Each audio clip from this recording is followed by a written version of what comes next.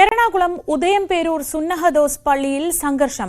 വികാരി ജോർജ് മാണിക്യത്താൽ ജനാഭിമുഖ കുർബാന അർപ്പിക്കാൻ എത്തിയപ്പോൾ വിശ്വാസികൾ തടയുകയായിരുന്നു. ഏകീകൃത കുർബാന നടപ്പാക്കണമെന്നാവശ്യപ്പെട്ട് ഒരു വിഭാഗം വിശ്വാസികൾ പ്രതിഷേധിക്കുകയാണ്. ആജ്ഞ രവീന്ദ്രൻ വിവരങ്ങളുമായി. ആജ്ഞ, ഈ വിഷയത്തിൽ ഒരു ഇടവേളയ്ക്ക് ശേഷമാണ് വീണ്ടും ഇത്തരം സംഘർഷമൊക്കെ ഉണ്ടാകുന്നത്. ഉദയംപേരൂരിൽ നിലവിലെ സ്ഥിതി എങ്ങനെയാണ്?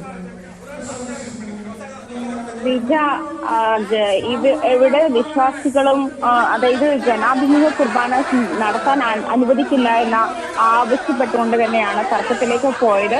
അത് വികാരി ജോർജ് മാണിക്യത്തിൽ കുർബാന അർപ്പിക്കാൻ എത്തിയപ്പോഴാണ് സഭാവിശ്വാസികൾ അദ്ദേഹത്തെ തടയുകയും ഏകീകൃത കുർബാന അർപ്പിക്കാൻ അനുവദിക്കില്ല എന്ന നിലപാടിൽ വിശ്വാസി സമൂഹം നീങ്ങുകയും ചെയ്തത്. ഏകീകൃത കുർബാന ആവശ്യപ്പെട്ട് എന്ന ആവശ്യത്തോടെയാണ് വിശ്വാസികൾ ഈ പ്രതിഷേധം നടത്തിക്കൊണ്ടിരിക്കുന്നത്.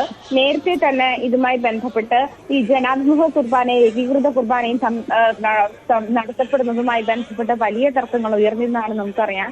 പക്ഷെ ഒരു ഘട്ടത്തിൽ വന്നപ്പോൾ ഇതൊരു സമവായത്തിലേക്ക് പോവുകയും ആവശ്യമുള്ള രീതിയിൽ, അതായത് ഓരോ പള്ളികളിലും അവരവരുടേതായ നിർദ്ദേശങ്ങൾക്കനുസരിച്ച് മാർപ്പാപ്പയുടെ നിർദ്ദേശങ്ങൾക്കനുസരിച്ച് മുന്നോട്ട് പോകണം, അതുമായി സമവായത്തിലെത്താം എന്നൊരു ധാരണയുണ്ടായിരുന്നു. പക്ഷെ അത് വീണ്ടും ഇത്തരം സംഘർഷങ്ങളിലേക്ക് നയിക്കുന്ന സാഹചര്യമാണുള്ളത്. ഇപ്പോൾ എന്തായാലും ഉദയംപേരൂർ പള്ളിയിൽ സുന്നഹദോസ് പള്ളിയിലാണ് സംഘർഷം ഉണ്ടായിരിക്കുന്നത്.